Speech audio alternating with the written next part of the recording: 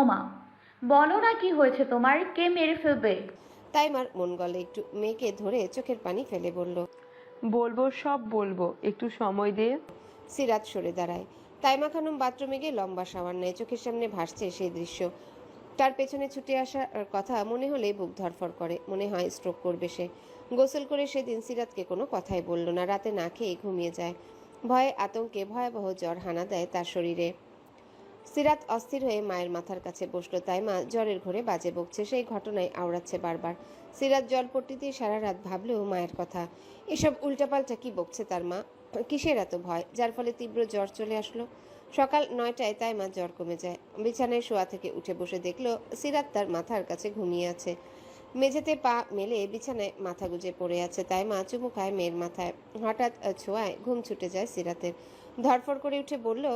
জ্বর কমেছে? হাতের উল্টো পিঠ দিয়ে গলা মাথা চেক করলো তাইমা খানমের। না, জ্বর কমেছে।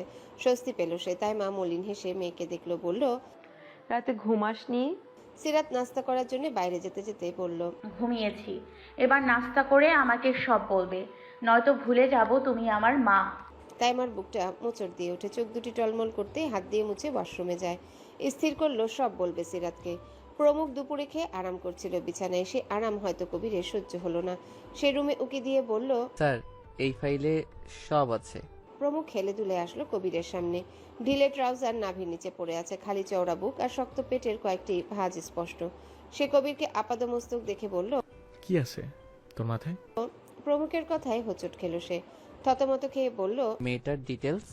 প্রমুখ কপাল কুঁচকে তাকায়। এরপর অধর বাঁকিয়ে হেসে হাত বাড়িয়ে বলল।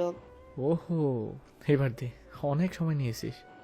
কবির খুশিতে গদগদ হয়ে হাতের ফাইল এগিয়ে দিল। প্রমুখ ফাইল নিয়ে আরাম করে বসে চেয়ারে। সব খুঁটিয়ে খুঁটিয়ে দেখে ঠোঁট কামড়ে বাঁকা হাসে, বিড় করে বলল। সিরাত বেবি অনার্স প্রথম বর্ষ, মায়ের একমাত্র সন্তান, বাবা নেই। মাসখানেক আগে মা হাসপাতালে ছিল। ইদানিং একটি ছেলের সাথে প্রায় ঘুরতে দেখা যায়। বর্তমানে বান্ধবীর সংখ্যা 1। 2 নম্বর বাসা মাওনা। সারাদিন মায়ের পাশে সময় কাটিয়েছে সিরাত। ভার্সিটিও যাওয়া হলো না। তার মাকে সেই ঘটনা নিয়ে অনেকবার জোরাজোরি করার ফলে তাই মা এখনই কল বেজে উঠে সিরাতের। হন্তদন্ত হয়ে ফোন হাতে নিয়ে দেখলো সাফওয়ানের কল। ছেলেটা কাল থেকে অনবরত কল দিয়েই যাচ্ছে। এখন না ধরলে কেমন দেখায়। আকাশ পাতাল ভাবে কল রিসিভ করতে ওপাশ থেকে সাফওয়ান বলল। সিরাত, আমাকে ইগনোর করছো? কতবার কল দিয়েছি, খেয়াল আছে? সিরাত চোখ বন্ধ করলো, ঢোক গিলে বলল। খেয়াল করিনি, মায়ের জ্বর। তাছাড়া আমারও মন ভালো নেই। সাফওয়ান মন খারাপ শুনে অস্থির হলো, বলল। কেন, কি হয়েছে? শরীর ঠিক আছে? হ্যাঁ, পরে কল করি সাফওয়ান। সাফওয়ান অবাক হলো। সে চেয়েছে আজ দেখা করতে, তাই বলল। বের হও সিরাত, দেখা করি প্লিজ। কতদিন তোমাকে দেখা হয় না। সিরাত অপ্রস্তুত হয়ে যায়। এভাবে তাই মাকে রেখে যাওয়া যাবে না। সে নরম স্বরে জবাব দেয়। মাকে রেখে যাব না। তাছাড়া কালকের আগের দিনেই দেখা হয়েছে, মনে করে দেখুন। সাফওয়ান হাল ছাড়ল না, বলল। আন্টির কাছে দাও, বুঝিয়ে বলছি। সিরাত হতাশ হয়ে নিয়ে তাইমার কাছে যায়, হাত বাড়িয়ে বলল। সাফওয়ান কথা বলবে তোমার সাথে। তাইমা খানম খুশি হয়ে ফোন কানে নিয়ে বলল। কেমন আছো বাবা? ভালো আন্টি, আপনার শরীর কেমন? সিরাতকে এখন একটু পাঠানো যাবে? আলহামদুলিল্লাহ ভালো। কোথায়? এই তো রাস্তায়, একটু সময় কাটিয়ে দিয়ে আসবো ওকে, সমস্যা নেই। তাইমা খানম খুশি হলো, কিছু না ভেবেই বলল। হ্যাঁ যাবে, আমি বলছি। থ্যাংক ইউ আন্টি, আপনার শরীর খারাপ বলে আসতে চাইছে না। তাইমা মৃদু হেসে বলল। জ্বর ভালো হয়েছে, তোমরা যাও। সাফওয়ান রেখে দিতেই তাইমা খানম সিরাতকে বলে। রেডি হয়ে যা, সাফওয়ান রাস্তায় অপেক্ষা করবে।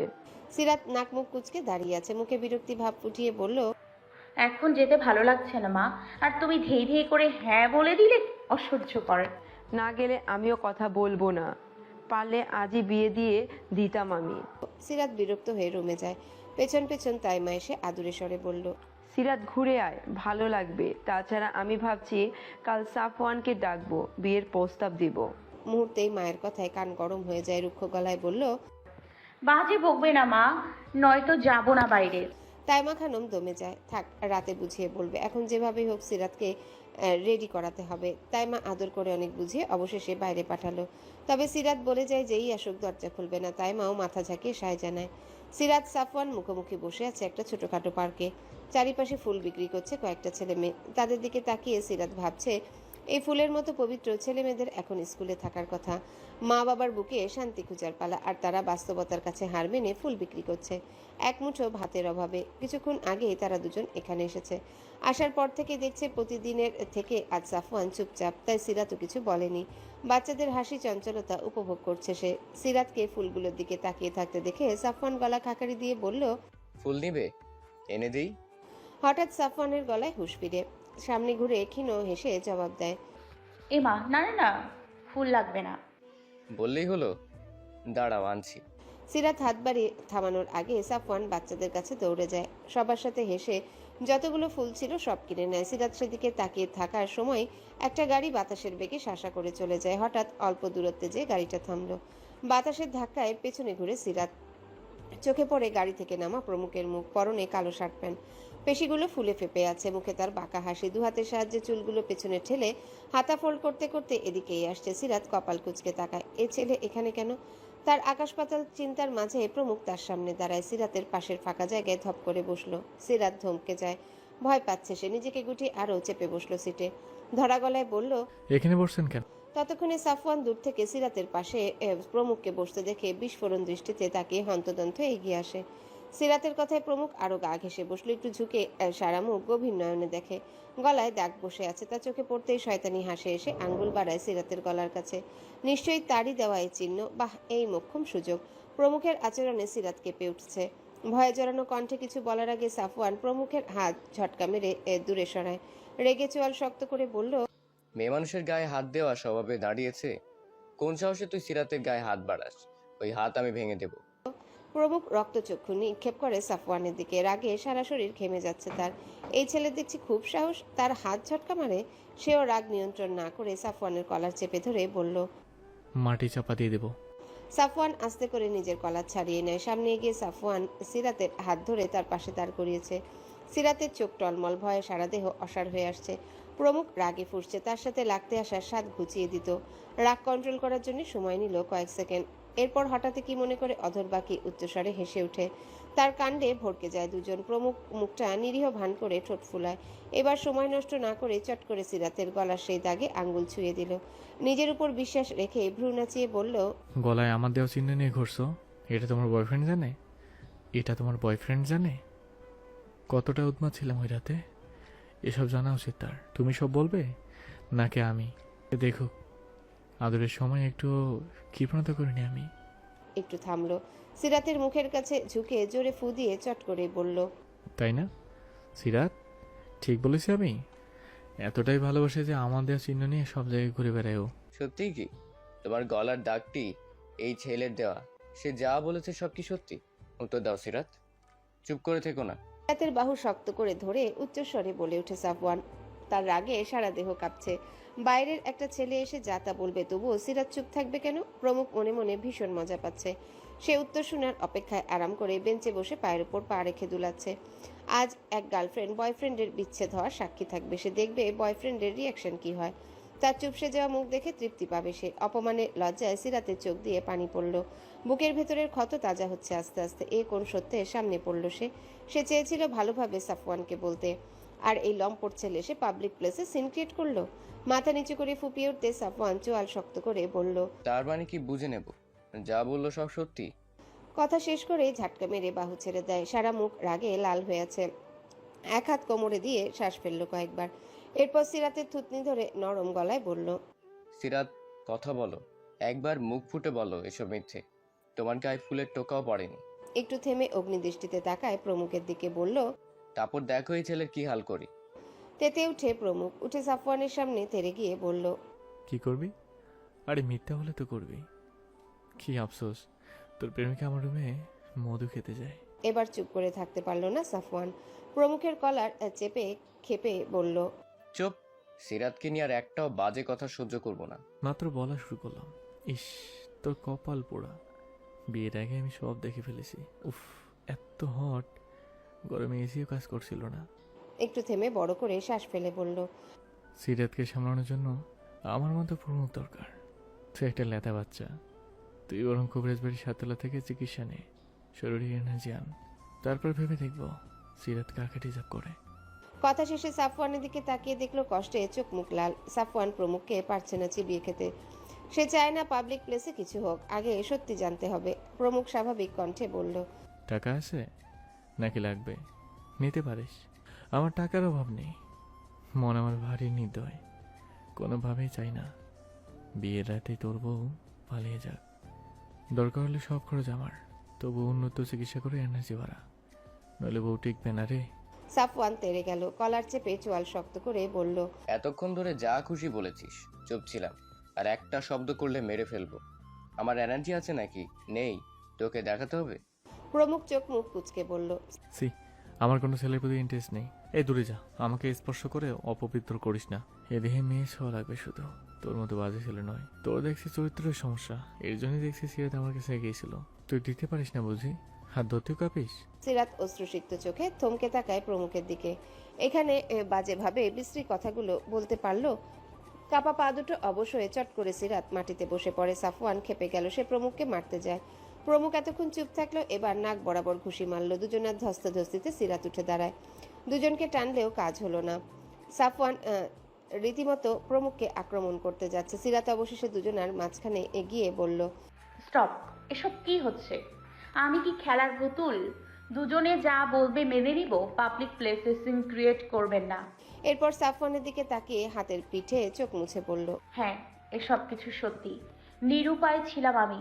মায়ের অপারেশনের জন্য 1 টাকাও ছিল না আমার কাছে। তাই ওই রাতে আর বলতে পারল না সিরাত। দুহাতে মুখ চেপে ডুকরে কেঁদে উঠে বেঞ্চে ধপ করে বসলো। সাফওয়ান চরম অবাক হয়ে তার দিকেই তাকিয়ে। প্রমুখ দাঁত কটমট করে তাকায় সাফওয়ানের দিকে। এবার বোঝ কেমন লাগে। তবে সিরাতের জন্য অল্প হলেও মন কাঁদলো। তার মা নেই, উনি বেঁচে থাকলে সেও চাইতো যেভাবে হোক চিকিৎসা করাতে। তাকিয়ে রইল নাক টেনে কাঁদতে যাওয়া মেয়ের দিকে। মাকে বুঝি সবাই খুব ভালোবাসে। সিরাত হেঁচকি তুলে অনবরত কেঁদে যাচ্ছে। এ পর্যায়ে উঠে নিজেকে শান্ত করে সাফওয়ানকে বলল, আমাকে ক্ষমা করে দেবেন। আমি বলতে চেয়েছি আপনাকে, কিন্তু এভাবে বলতে হবে ভাবতেই পারিনি। আমি একজনের সাথে ঘনিষ্ঠ হয়েছি, এরপরেও আমাকে বিয়ে করবেন? অন্তত আমার পক্ষে সম্ভব নয় আপনাকে ঠকানোর। আমি এভাবেই মাকে নিয়ে বাকি জীবন কাটিয়ে দিব। এরপর দাঁতে দাঁত চেপে প্রমুখের সামনে দাঁড়িয়ে বলল, এদের সফট কর্নার নিয়ে কখনো বাজেভাবে বলবেন না। আমার পরিস্থিতি না জেনে কেন এভাবে বললেন? আপনি আমার কে? মেয়েদের সম্মান দিতেও এত দ্বিধা। এজন্যই কখনো কেউ আপনাকে ভালোবাসে না, সবাই ঘৃণা করেই যাবে। ভালোবাসা জয় করতে হলে তাদেরকেও ভালোবাসতে হয়। ভালোবাসা শব্দটা যেমন মিষ্টি, যেমন সুন্দর, ঠিক তেমনই কেউ কাউকে একবার ভালোবেসে ফেললে সেই বাঁধন থেকে সরে যেতে পারে না। অদ্ভুত এক মায়ার টানে তার কাছেই বারবার ফিরে। এই যে প্রতিদিন মেয়েদের সাথে বেড শেয়ার করেন, এটা আপনার শরীরের তৃপ্তি হলেও মনের খোরাক মেটাতে পারেনি। মনের খোরাক মেটানোর জন্য শরীর ডাকে না, একটু ছোঁয়া, একটু সঙ্গ হলেই হয়। আজ আমাকে যেভাবে আপনি অপমান করলেন, নেক্সট টাইম আশা করব অন্য কোনো মেয়েকে এভাবে বলবেন না। হয়তো কেউ কেউ আমার মতো অসহায় হয়েও যায়। এই পৃথিবীতে আপনার টাকা আছে, আপনি সুখী, কিন্তু মনের মাঝে শান্তি নামক শব্দটা কি আদৌ আছে? আমার টাকা না থাকলেও আমার মায়ের ভালোবাসায় আমি সুখী। শান্তিতে দুমুঠো ভাত খেতে দিব্যি আছে। সিরাত একদমই কথা বলে বড় শ্বাস নেয়। সাফওয়ান ব্যথিত হৃদয়ে চলে যাচ্ছে। তার মনে সুপ্ত ভালোবাসা আজ একটু একটু করে ভাঙছে। সিরাত এরকম কাজ করেছে সে ভাবতেও পারছে না। রাগে ইচ্ছে করছে সব তছনছ করে দিতে। সে চলে গেল গাড়ি নিয়ে। সিরাত মলিন হাসলো। বাহ, আজ প্রমুখ একটু হলেও উপকার করলো। সে মানুষ চিনতে পেরেছে। অতীত জেনে কয়জনই বা থাকে। প্রমুখ চোয়াল শক্ত করে মাটির দিকে তাকিয়ে। এই মেয়ে ভালোবাসা শেখায়? কেউ কখনো ভালোই বাসেনি, সে বুঝবে কিভাবে ভালোবাসা কেমন হয়।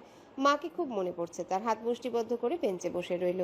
সিরাত বেঞ্চ থেকে পার্স হাতে নিয়ে ক্ষীণ হেসে বলল, থ্যাঙ্কস, একটু হলেও উপকার করেছেন। ভালো থাকবেন। কথা বলেই গটগট পায়ে হাঁটা দিল বাসার দিকে। প্রমুখ তাকিয়ে রইল নিমিষে। মেয়েটা হাসলে গজদাঁত বের হয়। কি ছিল তার কথায়? আসলে একাকিত্ব জীবনে শান্তির দেখা মেলেনি। প্রমুখ দীর্ঘশ্বাস ফেলে আকাশের দিকে তাকিয়ে বলল, এমনি কপাল কুঁচকে যায় তার। বিড়বিড় করে, ভালোবাসা সে আবার স্বার্থ ছাড়া হয় নাকি? এই পৃথিবীতে টাকাই সব। সিরাত বাসায় পৌঁছে রুমে গেল কোনো রকমে। দরজা বন্ধ করে অঝরে কেঁদে ওঠে। এতগুলো মানুষের সামনে খারাপ কথা বলতেও দ্বিধাবোধ করলো না ওই ছেলে। বিছানায় মুখ গুজে হিচকি তুলে কাঁদলো। মনের ব্যথাগুলো উপড়ে দিল সব বালিশে। তাইমা খানম একা বাসায় এতক্ষণ ভয় ভয়ে ছিল। মেয়ে আসার পরে যাও মনে শান্তি পেল। এভাবে দরজা আটকে দেয় আরও কষ্ট বাড়ল তার। তবে কি সাফওয়ান কিছু বলেছে? সে ভেবেছিল সিরাতকে এখন কালকের কাহিনী খুলে বলবে, ফোনে রেকর্ড করা আছে। তাকে একবার খুঁজে পেলে রেহাই নিয়ে সে অস্থির হলো মেয়ের চিন্তায়। দরজায় করাঘাত করে বলল। সিরাত, কি হয়েছে? দরজা খোল। সিরাত কোনো জবাব দিল না। তাইমা খানম উচ্চস্বরে ডেকেই চলল। দরজা খুলবি না? তোর সাথে আমার কথা আছে। মা, একবার দরজা খোল। না সিরাত দরজা খুললো আর না রাতে ভাত খেলো। বিকেলের ঘটে যাওয়া কাহিনীতে সে চুপসে গেছে। একরকম মানুষ থাকে না যারা অল্প অপমানে ভেতরে ভেঙে চুরে চুরমার হয়ে যায়, ঠিক তেমনই সিরাত। মানুষের নেগেটিভ কথা তার হৃদয়ে বাজেভাবে আঘাত করে। সেই দৃশ্য চোখে ভাসে।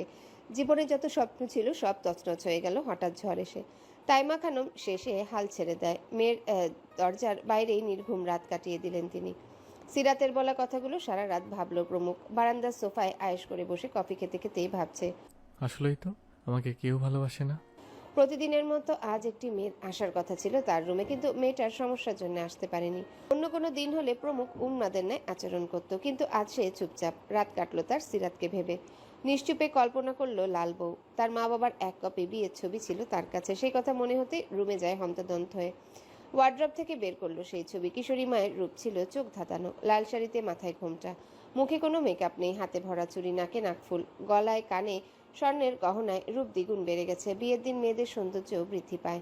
বাবা বুঝি এই রূপ দেখে পাগল হয়েছিল। প্রমুখ হাসলো, চুম্বন করলো সেই ছবিতে। এরপর সোফায় বসতে মনে পড়লো একটা কথা, বিড়বিড় করে বলল। সিরাতকে এই সাজে দ্বিগুণ মোহনীয় লাগে। মুখটা থাকবে কান্না মিশ্রিত, কাজল কালো চোখে পানি, ঠোঁটে লাল টকটকে লিপস্টিক, হাত ভর্তি চুড়ি, এই যেন পাক্কা ঘরওয়ালি। তার অদ্ভুত ভাবনাতে সে নিজেই বিস্ময় হয়। প্রমুখ ভাবছে মায়ের মতো সাজে সিরাতকে কেমন লাগবে। মেয়েটাকে এই সাজে সামনাসামনি দেখতে ভীষণ ইচ্ছা হলো। অবাধ্য অনুভূতিগুলো রাতের আধারে ঘিরে ধরলো তাকে। সে ভড়কে যায়। এসব কি ভাবছে সে? রাতারাতি মেয়েটা জাদু করলো না তো? বারবার এপাশ ওপাশ মাথা ঝাঁকিয়ে নিজেকে ধাতস্থ করলো। রুমের চারিপাশে হাঁটাহাঁটি করে এক ভয়াবহ সিদ্ধান্ত নিয়ে নিল এক রাতেই। তাছাড়া সে ঘুমাতে পারছে না, ঘুম চোখে ধরাই দিচ্ছে না। প্রমুখ দীর্ঘশ্বাস ফেলে সোফায় গুটিসুটি হয়ে শুয়ে পড়ে। সকাল তখন 12টা। শেষ রাতের দিকে ঘুমানোর ফলে উঠতে বেশ দেরি হয়েছে প্রমুখের। সে উঠে ফ্রেশ হয়ে কবিরকে জরুরি তলবে বাসায় ডাকে। জুলেখাকে নাস্তা আনতে বলল। রায়হানকে কল করে বলল। বিয়ে করতে কি লাগে রায়হান? হঠাৎ আকস্মিক কথায় খানিক ভরকালো সে। থতমত খেয়ে বলল, জি স্যার। কপাল কুঁচকে দিল এক ধমক। জি স্যার? জি স্যার মানে কি? তোর কাছে রাখ জি স্যার। তুই আমাকে 30 মিনিটের ভেতরে সব ব্যবস্থা করে বাসায় পাঠিয়ে দিবি। রায়হান আবারও বলল। জি স্যার। প্রমুখ রেগে যায়, কয়েকটা গালি দিয়ে বলল। একটা ছবি পাঠাবো, সেই অনুযায়ী সব কিনে আনবি। কালার ডিজাইন সব একই চাই, নয়তো তোর চাকরি আউট। রায়হানকে আবারও জি স্যার বলতেই দাঁত কটমট করে কল কেটে দেয় আহাম্মক। জুলেখা নাস্তা নিয়ে আসতে প্রমুখ একটা ব্রেড হাতে নিল। এরপর বেশ গম্ভীর স্বরে বলল। এখন সোজা গোসল করে একটা দামি শাড়ি পরে আয়। জুলেখা ভেবাচাকা খায় এমন কথায় কিছুই না বুঝতে পেরে বলল। শাড়ি পরবো কেন? প্রমুখ খাওয়া থামিয়ে বলল। আমি বলছি তাই, খুব দেখতে ইচ্ছা করছে রে। প্রমুখের স্পষ্ট কথায় লজ্জায় লাল হলো জুলেখা। এসব কি বলে ভাইজান? লজ্জায় লাল গাল দুটো লুকাতে সে সত্যি সত্যি তার জন্য বরাদ্দকৃত রুমে চলে যায়। কবিরের আসতে আসতে দুপুর হলো। তাকে প্রমুখ আরো কাজ দিয়েছিল, তার নিজস্ব গাড়িটা ফুলে ফুলে সাজাতে, একদম বরযাত্রীর গাড়ির মতো। প্রমুখের কথা মস্তিষ্কে না গেলেও উচ্চস্বরে কয়েকটা ধমকে সব কাজ কমপ্লিট করতে হয়েছে। প্রমুখের রুমে এসে দাঁড়াতেই তার চক্ষু চড়ক গাছ। খয়েরি শেরওয়ানিতে সাদা ফর্সা গায়ে স্নিগ্ধ লাগছে। মাত্রই গোসল করেছে সে। এর ফলে চুল থেকে পানি পড়ছে তার। হেয়ার ড্রায়ার নিয়ে চুল শুকাচ্ছে সে। কাটা ভ্রু, দাড়িতে আজ যেন সব লাবণ্য ফুটে উঠেছে। এই কবিরের জীবনে আজ প্রথম এভাবে দেখলো সে। মনে মনে মাশাল্লাহ পড়ে বলল, কুনজর থেকে স্যারকে রক্ষা করো আল্লাহ। এভাবে বাইরে গেলে সব মেয়েরা আজ চোখ দিয়ে গিলে খাবে। অতঃপর কথা বলেই মুহূর্তে কপাল ভীষণ রকম কুঁচকে যায়। বিস্ময়ে সারা মুখ থমথমে আকার ধারণ করে। চোখ বড় বড় করে রুমে এসে প্রমুখের পেছনে দাঁড়ালো। অস্থির চিত্তে বলল, স্যার, আপনি শেরওয়ানি পরছেন কেন? প্রমুখ জবাব দিল না। বলদ বিয়েতে মানুষ কি পড়ে? অবশ্যই শেরওয়ানি। জীবনে একটাই মাত্র বিয়ে, তা আবার এত বছর।